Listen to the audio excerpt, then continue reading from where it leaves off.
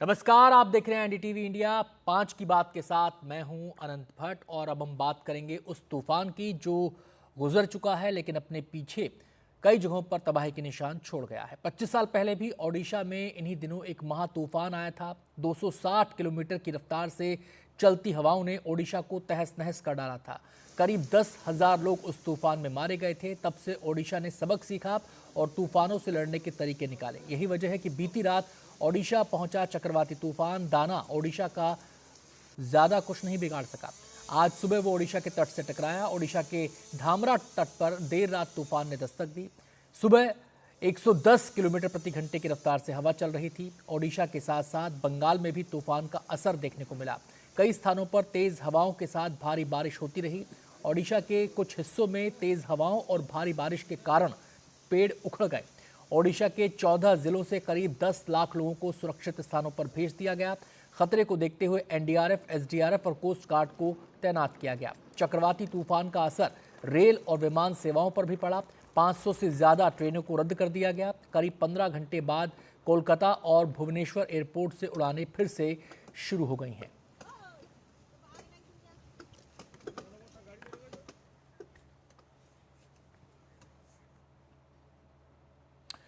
तो समय रहते हमारे पास जानकारी थी तूफान को लेकर, सटीक जानकारी थी उसकी रफ्तार को लेकर, उसकी ताकत को लेकर, जिसकी वजह से पहले ही इवैक्यूएशन हो गया और हमारी जो राहत और बचाव टीमें हैं, आपदा प्रबंधन की टीमें हैं, वो मुस्तैद रहीं। लेकिन तूफान की जो ताकत थी उसकी वजह से कुछ जगहों पर इसका असर देखने को मिला। तो बारी बारी से हम उन तमाम जगहों की तस्वीरें आपको दिखाएंगे कि कैसे इस तूफान ने अपने पीछे निशान छोड़े हैं। सबसे पहले हम आपको दिखाएंगे ओडिशा के धामरा की तस्वीरें।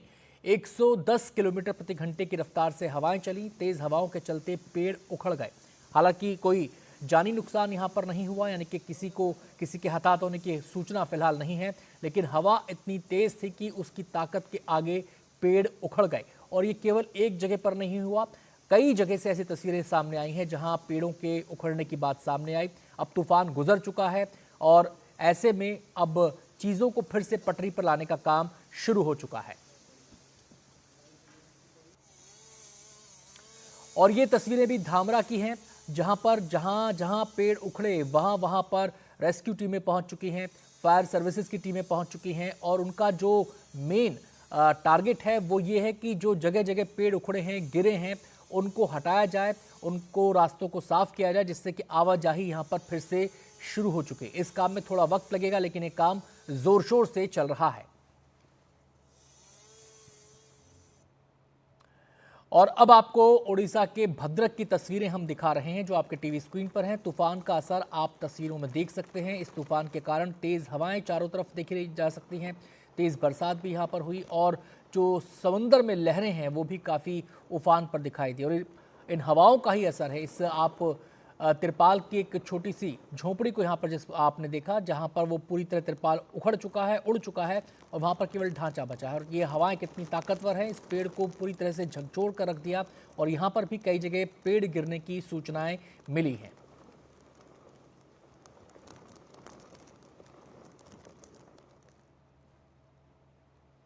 और ओडिशा के भद्रक की ही ये तस्वीरें हैं। और जैसा मैंने आपको पहले बताया कि पेड़ यहाँ पर भी कई जगह पर उखड़े और उनको हटाने का काम किया जा रहा है। बड़े बड़े पेड़ सड़कों के बीचों बीच गिर पड़े हैं। अब उन पेड़ों को काटा जा रहा है। हालांकि आप देख सकते हैं कि तूफान भले ही गुजर गया लेकिन उसका जाते जाते असर अभी भी सड़कों पर देखा जा सकता है। तेज हवाएं अभी भी देखी जा सकती हैं। अब पेड़ सड़क पर पड़ा है, जब तक कि हट नहीं जाएगा तो आवाजाही में दिक्कत हो रही है। पेड़ों को इसलिए काटा जा रहा है। एक बाइक को आपने देखा लोग कैसे उठाकर पेड़ के दूसरी तरफ ले जाते हुए नजर आए। इसके अलावा कटर्स का इस्तेमाल किया जा रहा है, कुल्हाड़ियों का इस्तेमाल किया जा रहा है और कोशिश ये की जा रही है कि जल्द से जल्द पेड़ों को रास्तों से हटा दिया जाए।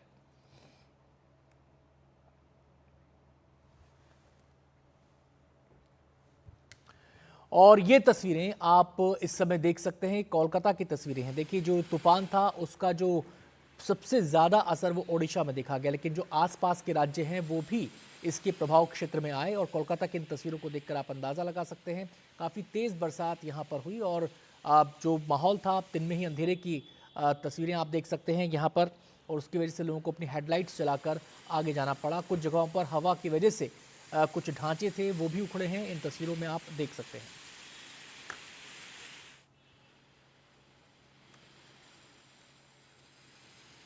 और ये जो तस्वीरें आप देख रहे हैं ये बांसदा की तस्वीरें हैं, ओडिशा का ये इलाका, और यहाँ पर भी कुछ घर टूटे हैं तेज़ हवाओं के कारण। हालांकि कच्चे वो थे, स्ट्रक्चर्स थे, जब तेज़ हवाएं आई तो ये पूरी तरह तहस नहस हो गए। इन पर जो तिरपाल लगे थे वो फट गए पूरी तरह, इन पर जो टिन शेड थी वो उखड़ गई, कई जगह मुड़ गई, और जो बांस बल्लियों के सहारे इनको खड़ा किया गया था वो भी ढांचा पूरी तरह से नीचे आ गया।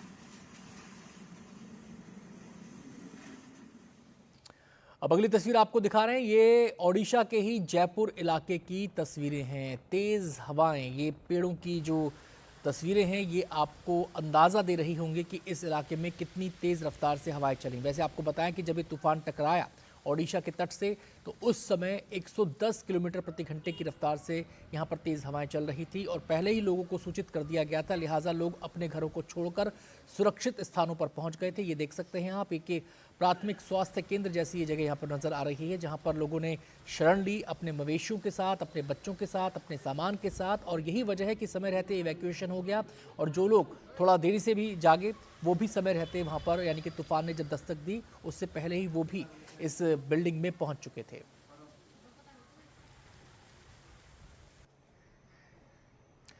और ये तस्वीरें भुवनेश्वर की हैं। जैसा मैंने आपको बताया कि रेल सेवाओं पर इस तूफान का असर पड़ा, एयरलाइंस पर इसका असर पड़ा, और ये पूरा चार्ट आप देख सकते हैं। फ्लाइट्स को रद्द कर दिया गया था यहाँ पर, और उसकी वजह ये थी कि तूफान को देखते हुए, उसकी ताकत को देखते हुए एहतियाती कदम यहाँ पर उठाया गया। फ्लाइट्स को रद्द कर दिया गया जब तक तूफान यहाँ से गुजर नहीं गया, और उसके बाद फिर यहाँ पर चीज़ों को सुचारू करने की प्रक्रिया शुरू हुई। और ये तस्वीरें तब की हैं जब यहाँ पर आवाजाही पूरी तरह से बंद थी, ना तो पैसेंजर्स आ रहे थे, ना तो फ्लाइट्स टेक ऑफ कर रही थी, ना ही फ्लाइट्स लैंड कर रही थी।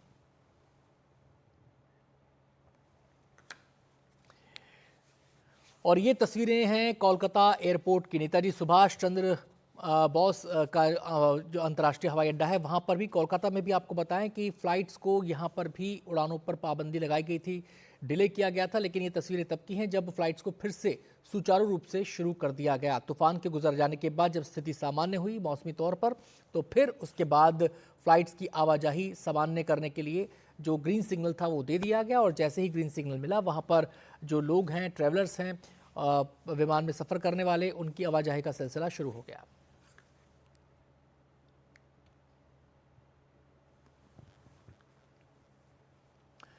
और ये तस्वीरें आप देख सकते हैं, मोहन मांझी बैठे हुए अधिकारियों से बातचीत कर रहे हैं। ओडिशा के सीएम मोहन मांझी पूरी स्थिति पर लगातार नज़र बनाए हुए थे, पल पल का अपडेट वो ले रहे थे।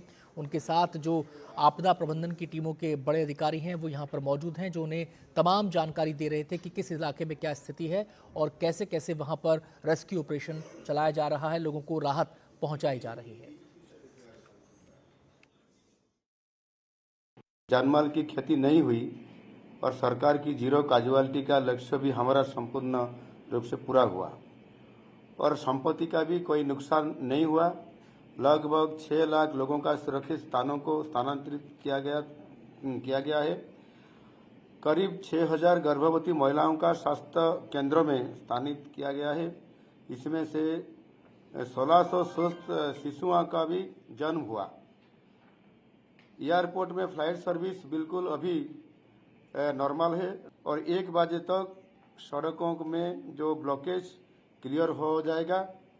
उसके साथ साथ हमारा जो शाम 6 बजे तक बिजली की सेवाएं फिर से स्वाभाविक हो जाएगी, और सारी उनका रेस्टोरेशन का काम हमने अभी ग्रास रूट में अर्थात नीचे तक भी हम काम करने शुरू कर दिए। और अब हम सीधे रुख करेंगे, हमारे संवाददाता हिमांशु शेखर हमारे साथ जुड़ चुके हैं इस खबर पर तमाम जानकारियां देने के लिए। हिमांशु, सबसे पहले तो ये बताएं कि जो चीज़ें अस्त व्यस्त हुई थी इस तूफान के कारण, वो कब तक पूरी तरह सुचारू रूप से ठीक हो जाएंगी? दूसरी बात, ये जो तूफान, हमें उड़ीसा का तूफान हमने आज से करीब 2 दशक पहले, 2.5 दशक पहले देखा था, उसने भयंकर तबाही मचाई। अब जब तूफान आते हैं, हम पहले से इतने तैयार होते हैं कि उस तूफान का सामना कर पाते हैं। इन सालों के दौरान क्या ऐसे चेंजेस आए हैं? देखिए, महत्वपूर्ण सवाल आपने पूछा। अभी फिलहाल जहां पर साइक्लोन का ज़्यादा असर हुआ है, क्योंकि ऐसे कई गांव हैं जहां पर सैकड़ों पेड़ जो हैं वो गिर गए हैं रोड पर, जिसकी वजह से जो सड़क यातायात है वो बुरी तरह बाधित हुई है। तो कोशिश की जा रही है एनडीआरएफ के जवानों द्वारा जो राज्य सरकार की अपनी एजेंसियां हैं उनके द्वारा कि जल्दी से जल्दी जो रास्ते हैं गांवों में, जो सड़कों के ज़रिए शहरों से गांवों को जोड़ती है, उन सड़कों को जल्दी से जल्दी क्लियर किया जाए। और इसमें वक्त लगता है। अब देखिए, एक सीवियर साइक्लोनिक स्टॉर्म था साइक्लोन दाना, जब हवा की रफ्तार 120 किलोमीटर प्रति घंटे तक पहुंच गई थी, तो इसका असर ज़मीन पर काफ़ी ज़्यादा होता है। हालांकि मौसम विभाग के जो डायरेक्टर जनरल हैं, उन्होंने ये कंफर्म किया है कि इस पूरे प्रकरण के दौरान जब साइक्लोन दाना ने हिट किया उड़ीसा बंगाल तट को, और उस दौरान जिस तरह की सतर्कता बरती गई थी और जिस तरह से आपने भी कहा लाखों लोगों को रिलोकेट किया गया था, उसकी वजह से जान माल का नुकसान नहीं हुआ है। एक मुझे लगता है एक उपलब्धि है राज्य सरकार के लिए भी, केंद्रीय एजेंसियों के लिए भी, कि इतने बड़े सीवियर साइक्लोनिक स्टॉर्म के बावजूद जीरो कैजुअलिटी रिपोर्ट उड़ीसा में की गई है जहां पर लैंडफॉल हुआ है। दूसरा महत्वपूर्ण सवाल आपने पूछा साइक्लोन के बारे में। मौसम विभाग के डायरेक्टर जनरल ने कहा है कि भारत में चाहे वो बंगाल की खाड़ी हो जहां से साइक्लोन दाना आया था, या फिर अरब सागर हो, साइक्लोन की जो तीव्रता है, जो फ्रीक्वेंसी है, जो इंटेंसिटी है, जो स्केल है, उस पर क्लाइमेट चेंज का असर हो रहा है। और इस बार भी ये नोटिस किया गया है। विशेषकर बंगाल की खाड़ी की तरफ से जब कोई साइक्लोन बनता है तो जो उसका रेट ऑफ इंटेंसिफिकेशन है, यानी जिस रफ्तार के साथ वो धरती से टकराता है, उसमें महत्वपूर्ण बदलाव नोटिस किया गया है। और साइक्लोन दाना के केस में भी ये बदलाव जो है वो नोटिस किया गया। जहाँ तक अरब महासागर का सवाल है, उसमें जो तीव्रता है, अधिक तीव्रता वाले साइक्लोन की जो फ्रीक्वेंसी है, उसमें बढ़ोतरी दर्ज की गई है। तो ये चेतावनी भी भारतीय मौसम विभाग की तरफ से जारी की गई है कि साइक्लोन का जो असर का, जो क्लाइमेट चेंज का जो असर है साइक्लोन्स पर, वो बढ़ता जा रहा है अरब महासागर में भी और बंगाल की खाड़ी में। और इस बार जो साइक्लोन दाना का जो अनुभव रहा है, जो आंकड़े भारतीय मौसम विभाग ने इकट्ठा किए हैं, उनसे ये तस्वीर निकल कर सामने आई है कि बंगाल की खाड़ी में जो साइक्लोन्स हैं वो जिस रफ्तार से धरती से टकराते हैं, उसमें काफ़ी महत्वपूर्ण बदलाव नोटिस किया गया है। जी, बहुत बहुत शुक्रिया हिमांशु आपका इस पूरी जानकारी के लिए।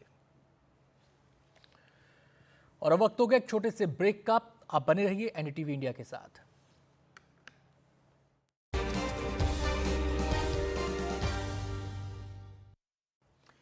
पांच की बात आप देख रहे हैं और ब्रेक पे जाने से पहले हम बातचीत कर रहे थे दाना तूफान की, जो अब गुजर चुका है और उसको लेकर जो तैयारियां हमने की, जो इंतजामात हमने किए, उनका असर साफ तौर पर नजर आ रहा है। तमाम पहलुओं पर बातचीत करने के लिए हमारे साथ मौजूद हैं डॉक्टर DR पटनायक, जो कि वरिष्ठ वैज्ञानिक हैं मौसम विभाग के। हम सीधे उनका रुख करते हैं। पटनायक साहब, बहुत बहुत स्वागत है आपका। पहले जब तूफान आते थे तो मतलब होता था तबाही, हाहाकार, कैजुअलिटीज़, जान माल का भारी नुकसान। लेकिन अब जब तूफान आते हैं, बड़े से बड़ा तूफान आ जाए, समय पूर्व हमारे पास सूचना होती है, समय होता है हमारे पास तैयारी करने का, इवैक्यूएशन कराने का।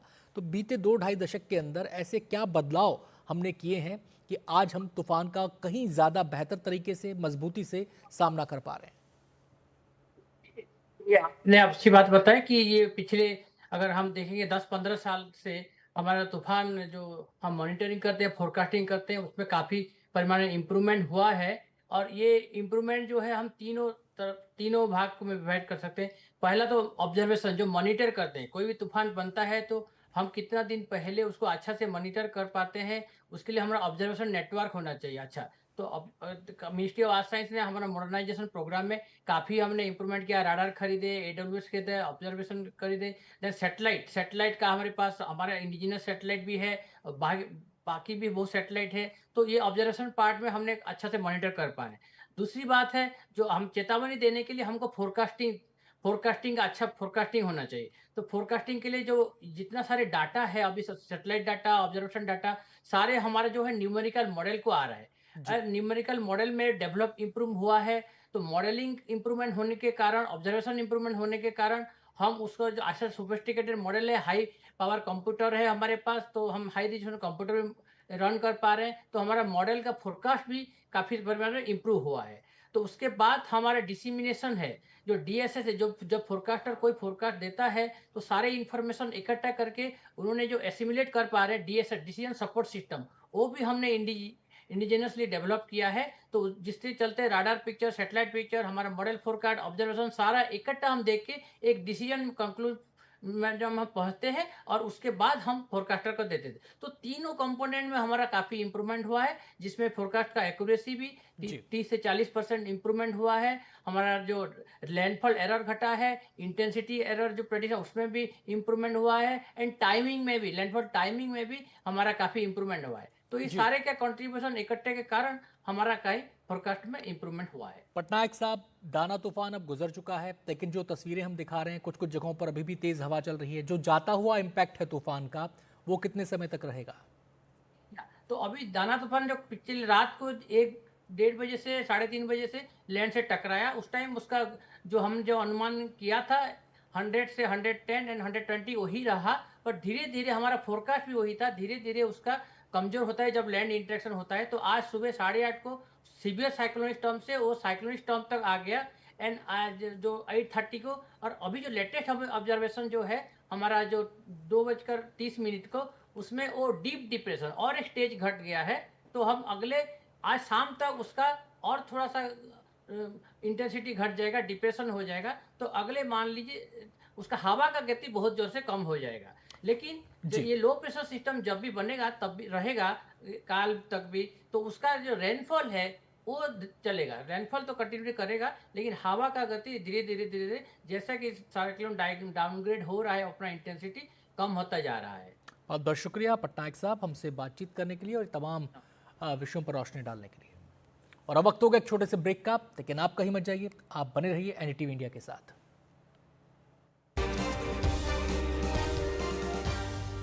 नमस्कार, एनडीटीवी इंडिया में आपका स्वागत है। मैं हूं मनोरंजन भारती। बात करेंगे भारत और न्यूजीलैंड के बीच चल रहे दूसरे टेस्ट मैच की। जी हां, दूसरे दिन का खेल खत्म हो गया है। दूसरे दिन के बाद भारतीय टीम बैकफुट पे नजर आ रही है। न्यूजीलैंड ने दूसरी पारी में 5 विकेट खो करके 198 रन बना दिए हैं और न्यूजीलैंड के पास 301 रन की लीड यानी बढ़त उन्हें हासिल हो गई है।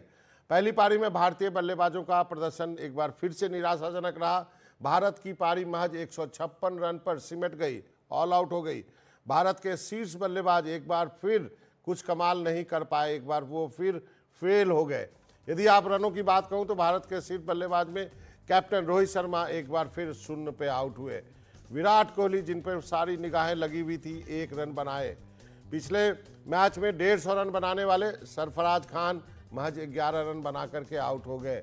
ऋषभ पंत, जिन्होंने पिछले मैच में बहुत अच्छी पारी खेली थी, 18 रन बना पाए। यशस्वी जायसवाल और शुभमन गिल, उन्होंने थोड़ा सा फाइट बैक किया, थोड़ी सी उन्होंने अपनी ऊर्जा दिखाई और 30 रन बना करके आउट हो गए।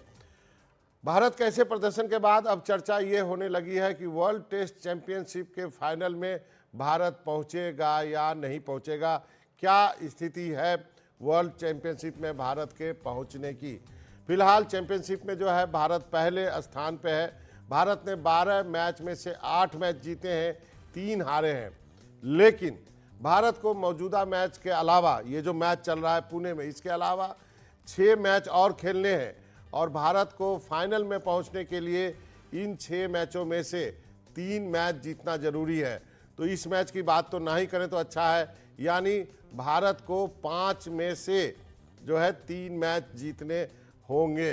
भारत का 5 मैचों का जो सिलसिला है वो ऑस्ट्रेलिया में जाकर के पूरा होगा। भारत को 4 मैच जीत करके फाइनल में जगह पक्की बनानी है।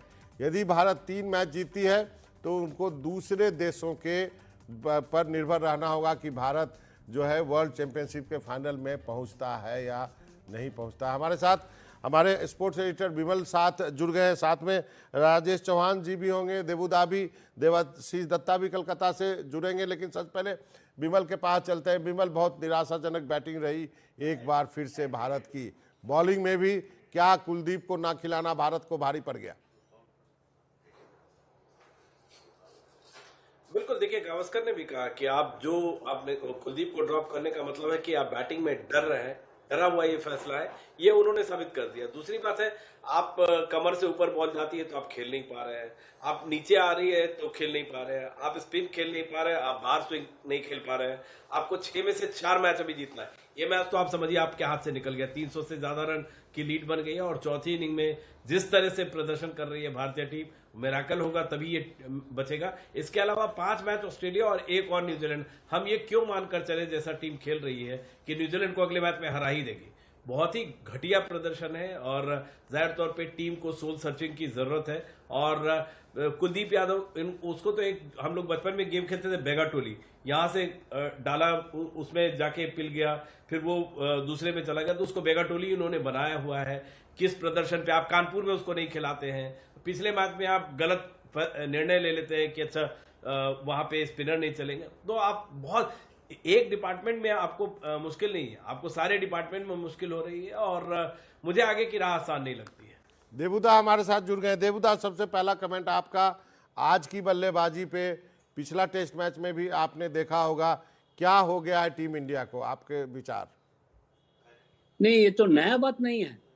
हम तो बहुत दिन से बोल रहे हैं, जहां बॉल घूमते हैं, जहां बॉल गति से आ रहे हैं, ये दोनों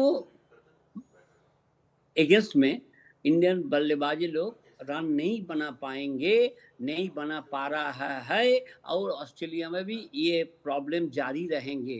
सो इसके कहना मतलब ये एक ही बात है, अगर प्रैक्टिस नहीं करेंगे, अगर इधर उधर घूम के BMW चला के इधर लंदन जाके आना जाना करना है तो करो, तो प्रैक्टिस नहीं करेगा तो तुमको जगह नहीं है। ऐसा बात जब तक बोल नहीं पाएगा BCCI, तब तक आपको ऐसा ही निराश होना पड़ेगा। दादा, क्या बात करते हैं? नंबर 1 टीम है दुनिया की, 2.5 दिन में बांग्लादेश को हरा देती है, फिर भी आप कह रहे हो प्रैक्टिस करो प्रैक्टिस करो। हम तो बोलेंगे, हम बोल रहे हैं, बोलेंगे अभी, जो प्रैक्टिस में जो दम है वो दम नहीं है। हम बांग्लादेश को हराने का बात ऐसा है कि हम हमारा बिटिया से जैसे बैगाडोली में जीतता है, जैसे लूडो में जीतता है, जैसे कैरम बॉल फेंकता है, ऐसा हम लोग जीत सकता है। बांग्लादेश का टीम कैसा था आप सबको पता है। ये फॉल्स कॉन्फिडेंस आ गया है। मैं आपको बोल रहा हूँ, हमको भी उम्मीद नहीं था न्यूजीलैंड आके इतना बढ़िया प्रदर्शन करेंगे। तो अगर प्रदर्शन करने लगे तो उसको जवाब देने के लिए आपको पास कुछ नहीं है। बैटिंग नहीं है, बॉलिंग में थोड़ा बहुत है, फील्डिंग में भी नहीं चर्चा है। और ये बोलूँगा जो टीम सिलेक्शन पे भी बहुत बहुत गलत हुआ है। कुलदीप यादव को खिलाना चाहिए थे, लेकिन कुलदीप यादव खेलेंगे बोले, आप बोलेंगे किसका जगह पर? वेरी सिंपल, आपको अगर पता चला ये टर्निंग टैक है तो एक मीडियम पेसर को कमती कर दो, कमती करके ऐसे भी उसको 2 ओवर बॉलिंग मिला आकाशदीप को, तो उसको आप लेग स्पिनर को खिला दो, एज सिंपल एज दैट। लेकिन आप लोग सोचते हैं कि अभी गौतम गंभीर जो आए हैं ना, वो बहुत बढ़िया कोच है, लेकिन घमंड है और इगोइस्टिक है और मानने के लिए तैयार नहीं है जब वो लोग गलत काम कर रहा है। आप बोलकर विराट कोहली और रोहित शर्मा को मुंह पे कोई बोलने वाला है? प्रैक्टिस करो तब टीम पे आएगा, नहीं तो घर में बैठा रहो। राजेश चौहान साहब भी हमारे साथ जुड़ गए। आपने स्पिनर की बात की, चौहान साहब जुड़ गए। चौहान साहब, यहाँ देबूदा कह रहे हैं कि कुलदीप को क्यों नहीं खिलाया, कुलदीप को खिलाना चाहिए था, एक पेसर कम कर देते। पिछले मैच में आपने कहा कि आप पिच को रीड नहीं कर पाए, इस मैच में क्या हुआ? नहीं, रीड करना नहीं, हम इतने कंफ्यूजन में चल रहे हैं। हम ना तो अच्छी पिच दे पा रहे हैं ना स्पिनर दे रहे हैं, क्योंकि हम उनके स्पिनर से भी डरे हुए हैं। तो अब सवाल ये है कि अगर आप टेस्ट खेल रहे हो, फेयर विकेट दे दीजिए ना। आपके बुमराह, और आप बाद में 2 बुमराह से उम्मीद कर रहे हैं। आज मैं बुमराह की हालत देख रहा था कि वो बेचारा यही नहीं समझ पा रहा था कि इस पिच पे मैं क्या करूं जिससे टीम के बेनिफिट में हो। तो कहीं ना कहीं आप अगर किसी को टीम में रखे हैं, कुछ सोच के रखे हैं, तो या तो उसकी प्लानिंग होनी चाहिए। आप मेरे को बताइए, जाडेजा, उनके लेफ्ट आर्म स्पिनर के 4 विकेट है, आपका लेफ्ट आर्म स्पिनर है विकेट लेस चल रहा है, उसकी बॉल पे उसका फॉलो थ्रू खत्म हो गया है, उसका हाथ साइड से आना शुरू हो गया है, कोई गाइड करने वाला ही नहीं है उसको। मैं समझ ही नहीं पा रहा हूँ कि क्यों नहीं बता पा रहे हैं कि बॉल का बाउंस, ऐसी टेस्ट बॉल अगर हमारे पिच पे बाउंस नहीं करेगा तो कहाँ करेगा?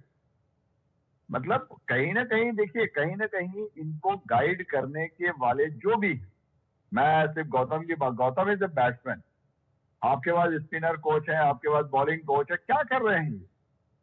हम इतना मिसमैनेजमेंट कैसे कर सकते हैं अपनी कंट्री में?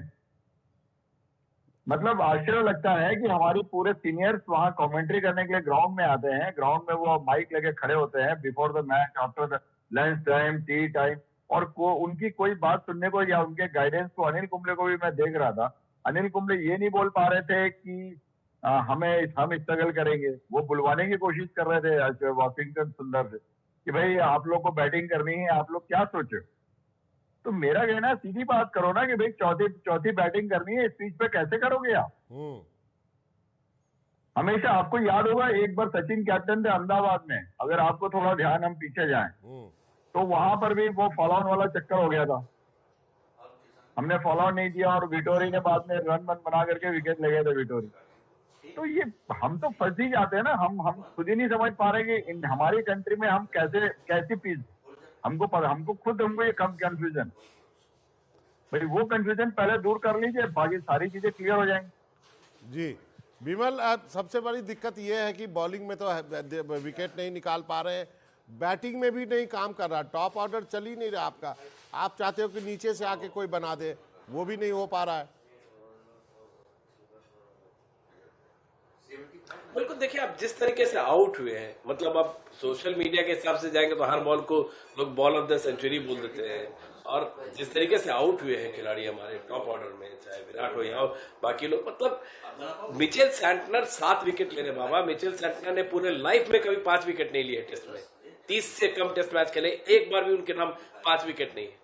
आप घटिया बल्लेबाजी कर रहे हैं, आप कोई एप्लीकेशन नहीं कर रहे हैं, जैसे देबूदा बोल रहे हैं आप प्रैक्टिस नहीं कर रहे हैं, आप लंदन से सीधे आइएगा, मतलब टीम जो है वो बहुत खराब संकेत है जहां हम जा रहे हैं। आप फैंस को फॉर ग्रांटेड लेते हैं, आप खिलाड़ी फैंस को फॉर ग्रांटेड ले रहे हैं। वो जो पुणे में जहां स्टेडियम हुआ आपने देखा पानी की कमी है, आप फैंस को समझ रहे हैं कि फैंस आपको साथ नहीं छोड़ेगा। जिस दिन एक दिन फैंस ने आपका साथ छोड़ दिया, ये हॉकी बहुत पॉपुलर गेम था इंडिया में, आज लोग मतलब 10,000 स्टेडियम में लोग नहीं पहुंचते हैं, तो आप फैंस को फॉर ग्रांटेड ले रहे हैं, आपको समझ में नहीं आ रहा है, वक्त हाथ से न निकले, बहुत मतलब ये डिजास्टर है जो भी साइन हो रहा है। ठीक है, 2 मैच हम जीतेंगे बाकी भूल जाएंगे, ये बहुत जरूरी नहीं कि हमेशा चलता रहे, चल रहा है बहुत उनकी किस्मत है, लेकिन जो एप्लीकेशन है मुझे तो कहीं नजर नहीं आया। जिस तरीके से मिचेल सैंटनर अगर आपका विकेट निकाल रहा है तो कुलदीप यादव तो इस पे कमाल ढा देते, वो लेफ्ट आर्म अगर आपको लेना था, आप कैसे ये जजमेंट नहीं कर पा रहे हैं। कानपुर में आपसे जजमेंट में मिस हुआ, पिछले मैच में आपको मिस कर गए, यहां पे जजमेंट में मिस हुआ। क्या आपने आकाशदीप को कितनी बॉलिंग दी है? तो आप गलतियां खुद कर रहे हैं, आप बल्लेबाजी में, गेंदबाजी में आप जी आपको लग रहा है, और बहुत मुश्किल। मुझे इस बार आपने 2 बार वर्ल्ड टेस्ट चैंपियनशिप का हमने फाइनल खेला है, लेकिन इस बार की राह तो मुझे आसान नहीं नजर आती है। देवुदा, आप दुनिया भर में क्रिकेट मैच आपने कवर किया है जा करके, आखिर इस टीम को हो क्या गया है? मतलब बॉलिंग भी नहीं चल पा रही है, विकेट भी नहीं निकाल पा रहे और रन भी नहीं बना पा रहे, क्या मेंटलिटी को लेकर के है या फिर हमें कोई कुछ नहीं कहेगा एटीट्यूड है? यस, यू आर राइट मनोरंजन जी, आप यू आर राइट दैट आपको कुछ नहीं बोल पाएंगे, क्योंकि आपको कुछ बोलेंगे तो हम लोग नया एसोसिएशन खड़ा कर देंगे, बीसीसीआई पागल हो जाएंगे। तो जरूरत ही नहीं है, जैसे चल रहे हैं ऐसे चलने दो। हमारा बैंक में माल आना चाहिए, सिर्फ माल आना चाहिए बस। कोई भी ब्लू जर्सी पहना के आप उतार दो, बस माल ऐसे ही आते रहेंगे, कोई हारे जीते डजंट मैटर एट ऑल। लेकिन बोलने का टाइम हम बोलेंगे। हमको वर्ल्ड टेस्ट चैंपियनशिप फाइनल में मैं 2 दफे पहुंच चुके हैं, लेकिन हार गए, लेकिन तीसरा बार भी मैं कोशिश कर रहे हैं। मैं विमल से सहमत हूँ। क्या सहमत हूँ? दैट विमल जो बोल रहे हैं, थोड़ा अशांति का वातावरण मैं देख रहा हूँ। इस दफे ऐसा नहीं चलेगा। अगर ये टेस्ट मैच हाथ से निकल जाएगा, जाने की संभावना है 90%, लेकिन उसको बाद बॉम्बे में भी उसको अगर 3-0 हो जाएगा, ले दे दनादन। दादा आप कह रहे मैच निकल जाएगा, मैच तो तीसरे दिन खत्म होने वाला है, कल खत्म हो जाएगा मैच। अच्छा, very good, in favour of us. मनोरंजन जी क्या बोलते हैं आप? मैनेजिंग एडिटर, आप बताइए किसका पेपर में होगा? तीसरा दिन तो होगा। राजेश भाई भी हंस रहे, विमल भी हंस रहे, अब बताइए इन फेवर ऑफ इंडिया और इन फेवर ऑफ न्यूजीलैंड। अब जो बोले हैं विमल जी, 7 विकेट जिंदगी में कभी सोचा भी नहीं है। आज रात को सोएगा नहीं, जंप करेगा, एक देखो होटल से जंप न कर दे। 7 विकेट ले लिया है, इसका बाद कभी नहीं लिया, 5 विकेट भी नहीं लिया। कमाल है, सब हंस रहे हैं लोग। अब देखें, फुल टॉस में बोल्ड हुआ है विराट कोहली। हाँ, फुल टॉस में बोल्ड हुआ है, तो इसका कॉन्फिडेंस कितना लेवल कितना लो है, ये सोच लीजिए। जो 150 रन बनाया वो भी जाके दे दनादन देने के लिए कोशिश कर रहा है सरफराज खान। अरे भाई तू नया आया, तू तो कम से कम रुकने के लिए कोशिश कर, कोई कोशिश का बात ही नहीं है। चौहान साहब, जो जिस विकेट की बात देबूदा कर रहे हैं, फुल टॉस बॉल था, बल्ला फंस गया जमीन में, बैठ के मारना चाह रहे थे, क्या कर रहे थे, बॉल अंदर घुस गई, क्लीन बोल्ड हो जाते हैं, इतने बड़े बल्लेबाज हैं। मैं कहता हूं कि आप अपने यहाँ टेस्ट मैच करा रहे हैं, पिच आपकी, क्यूरेटर आपका, पिछले मैच में आपने कहा कि हमसे पिच रीड करने में गलती हो गई, इस बार क्या गलती हो गई? नहीं, गलती कुछ नहीं हुई बाबा भाई। हमारे यहाँ प्रॉब्लम क्या है कि हमने हर चीज में इवेंट डाला हुआ है। हमारे यहाँ भी रेड सॉइल, ब्लैक सॉइल, तो मतलब मैं समझ ही नहीं पाया कि आप क्रिकेट में क्या चाहते क्या हो। मतलब हमारी जो हम लोगों ने हर चीज का इवेंट है, 20 आपका क्रिकेट का इवेंट है तो पिचों का भी इवेंट है, बॉल का भी। हम बॉल आप जाके देखिए रणजी ट्रॉफी टीम में लड़कों के वहां पर दो ग्रुप बने हुए हैं, व्हाइट बॉल, रेड बॉल। ये व्हाइट बॉल का बेस्ट बैट्समैन है, ये रेड बॉल का बेस्ट बैट्समैन है। मतलब क्रिकेट का वो मैं समझ ही नहीं पाया। क्रिकेट क्या, क्रिकेट तो खेलने का तरीका तो एक ही है ना, बॉल वही है, बॉल बैट वही है, एंगल वही है, स्विंग वही है। तो फिर मैं मतलब हमारी जो हम यहाँ एक्चुअल में मुझे ऐसा लग रहा है कि मैं हमेशा मानता हूँ कि हमारी कंट्री के अंदर एक प्रॉब्लम है कि हम अच्छी चीज को ज्यादा दिन सस्टेन नहीं करते, हमेशा हिस्ट्री रही।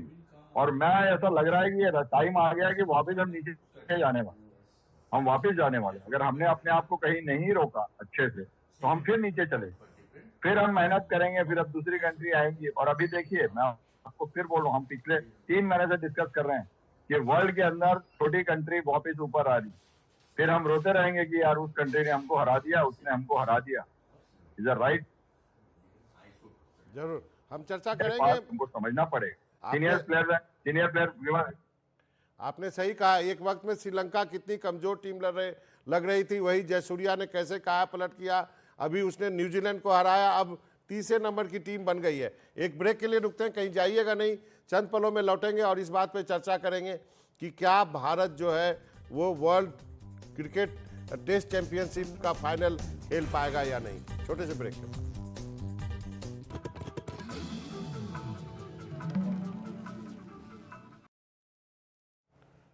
गूगली में आपका एक बार फिर से स्वागत है। तो हम चर्चा कर रहे हैं कि पुणे टेस्ट मैच हार गए तो लॉर्ड्स रहेगा या जाएगा, यानी लॉर्ड्स पहुंचेंगे या नहीं पहुंचेंगे। लॉर्ड्स में जो है वो वर्ल्ड टेस्ट चैंपियनशिप का फाइनल होना है। और आपको बता दूं कि अभी तक भारत जो है पहले स्थान पे है, 12 में से 8 मैच जो है भारत ने जीते हैं, 3 हारे हैं। अभी जो पुणे का मैच चल रहा है उसके अलावा 6 मैच और खेलने हैं भारत को जीत के लिए, फाइनल में पहुंचने के लिए 3 मैच जीतने हैं। और लेकिन सबसे बड़ी दिक्कत यह है कि 5 मैच जो है ऑस्ट्रेलिया में है, बॉर्डर और गावस्कर ट्रॉफी के तहत। हमारे तीनों मेहमान हमारे साथ जुड़े हुए। विमल, सबसे पहले आप ही के पास चलते हैं, आप क्या मानते हैं, भारत फाइनल खेल रहा है या नहीं? देखिए बहुत मुश्किल है, मतलब प्रैक्टिकली सोचना चाहिए। जरूरी नहीं है कि मतलब अब टीम एकदम कमर कस ले, यहाँ एक मैच जीत जाए। ऑस्ट्रेलिया में सीरीज जीतने के लिए 2 से या 3 टेस्ट मैच जीते, उस हालत में हम खेलते हुए दिखते हैं। लेकिन बहुत इम्प्रोबेबल है जिस तरह से टीम तैयारी कर रही है, जिस तरह से अप्लाई कर रही है। मतलब आप अगर हम ये मान रहे थे कानपुर टेस्ट में अगर बारिश जब हो रही थी तो लगा बारिश की वजह से हम फाइनल नहीं खेल पाएंगे, और आपने बांग्लादेश को हरा दिया 2.5 दिन में, बड़े खुश हो गए। यहाँ आप न्यूजीलैंड को मान के चल रहे थे, लगभग हर एक भारतीय क्रिकेट फैंस आश्वस्त था कि यहाँ तो 3-0 से जीत गए, ऑस्ट्रेलिया में बस 1 जीतना है। तो ऐसा होता नहीं है। अगर न्यूजीलैंड की टीम मेहनत कर रही है, अगर उसको अप्लाई कर रही है, लेकिन वो बात है कि वो जितना अच्छा खेल रहे हैं उससे ज्यादा हम खराब खेल रहे हैं, ये फिक्र की बात है। और आप देखिए पिछले बार हमने रिकॉर्ड बनाया 1888 के बाद 5-0। इस मैच में देख लीजिए 5 खिलाड़ी 5 के स्कोर से कम है, 10 के स्कोर से कम है। टॉप ऑर्डर तो माशाल्लाह रोहित शर्मा साहब, विराट कोहली को देख लीजिए। तो ऐसे में जब आपका सारा डिपार्टमेंट ही गड़बड़ हो, मुझे बहुत मुश्किल नजर आती है। ऑप्टिमिस्ट होना चाहिए, ये सब आइडियल बात है, लेकिन जिस तरीके से हम खेल रहे हैं बहुत टफ है, कठिन है राह पनघट की। देबूदा, देखिए ऊपर नीचे भी होगा, इंडियन टीम का नहीं, सारा दुनिया का वेस्टर्न इधर उधर करके पुश करके जैसे टिकट खरीदने वाला जो क्यू रहता है उसमें धक्का धुक्की करके निकल जाएगा। और विमल भाई देखो फाइनल तो खेलेगा, लेकिन फिर हारने का भी संभावना है वर्ल्ड टेस्ट चैंपियनशिप फाइनल। जी, किसी तरह धक्का मुक्की करके जो है टीम पहुंच सकती है, देवुदा का कहना है। चौहान साहब, आपका क्या मानना है, टीम फाइनल पहुंच जाएगी? क्योंकि ये टेस्ट मैच तो गया, मैं मान रहा हूं किसी भी हालत में आप बचा नहीं सकते हैं। 300 रन की लीड हो गई है, उसके बाद एक टेस्ट मैच बचा है, फिर ऑस्ट्रेलिया में उनके घर में खेलना है आपको। देखिए, मैं नेचुरल है, मैं एक प्लेयर रहा हूँ पुराना, तो मैं मान के चल रहा हूँ कि जो हमारी बैटिंग की स्ट्रेंथ है अभी भी हमारे पास वक्त है। कल अगर हम 20-30 उनके 5 विकेट 20-30 रन में निकाल देते हैं ऐसी पिच और हम अच्छे से बैटिंग कर लेते हैं तो शायद हमें मैच जीत भी जाए। समय बहुत है हमारे, समय बहुत। अब सवाल ये है कि अगर ये नहीं भी जीतते हैं तो हमारे टीम जो है उसकी क्वालिटी इतनी अच्छी है कि हम ऑस्ट्रेलिया में भी जाके 3 मैच जीत सकते।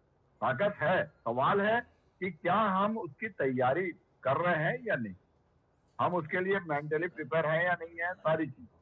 तो उम्मीद तो देखिए मैं करता हूँ कि हम फाइनल्स खेलें, लेकिन जैसी सिचुएशन चल रही है दुख होता है कि शायद वर्ड मुझे लगाना पड़ रहा है अपनी उस टीम से जो नंबर 1 टीम है कि शायद हम ना भी पहुंचे। नहीं तो राजेश जी टीम मैच में तो टाइम है, लेकिन क्या बल्लेबाज पिच पे टाइम बिताना चाहता है, ये सवाल है। ये वही मैं बोल रहा हूँ ना कि भाई वो चाह रहे हैं कि नहीं चाह रहे हैं। क्वालिटी है, सब कुछ है, रिकॉर्ड्स है उनके, अपने उनके पुराने रिकॉर्ड्स है, रन का उनके पास रिकॉर्ड है, अंपायर लगे हुए हैं, तो क्या करेंगे या नहीं करेंगे वो इम्पोर्टेंट। चलिए, तो ये चीज हमको समझनी पड़ेगी और हमको हमारे कंट्री के अंदर हम खेल रहे हैं तो हमको करना पड़ेगा। चलिए देवुदा, लास्ट वर्ड। मैच में टाइम तो है, लेकिन क्या बल्लेबाज टाइम वहां पे बिताना चाहता है? मैच है गया हाथ से या जीतेंगे? लेकिन चाहते हैं, लेकिन क्यूई जो बॉलर लोग है वो लोग बोलता है तुम जल्दी वापस जाओ, तो कैसे वो लौटेंगे उधर। धक्का धक्की भी चलता है इधर, 22 इयर्स में भी धक्का धक्की चल रहा है। मैं यही बोलता है हम तो खेलने चाहते हैं, लेकिन हमको हमारा कोच बोल दिया है जल्दी रन बनाओ, टेस्ट मैच के लिए मत सोचो, जीता हारा बड़ा बात नहीं है, हमको जल्दी रन उठाना पड़ेगा। तो जल्दी रन उठाओ तो उधर बैठा रहो, तो फिर इतना काला मुंह करके तुम ऐसे करके बैठा क्यों बैठा रहता है? दादा तो अगर ऐसा काला मुंह देखेगा तो दादा, उसी कोच ने जब केकेआर को चैंपियन बना दिया तो आपके लिए बहुत अच्छा था। अब वही कोच को आप भला बुरा कह रहे हैं। अभी देखिए सिचुएशन चेंज होता है, ठीक है ना? ठीक है, सिचुएशन चेंज होता है, और चेंज होने का कारण आप अगर सोच लिए आप एकदम लंका का रावण बन गया है तो आपको तो चलिए कोई बात नहीं, फिसल जाना पड़ेगा। चलिए ठीक है, मेरे माफी चाहता हूँ, आज वक्त इतना ही है। बिमल आपका, देवुदा आपका, चौहान सर आपका बहुत बहुत शुक्रिया हमसे जुड़ने के लिए। नमस्कार। वक्त है छोटे से ब्रेक का।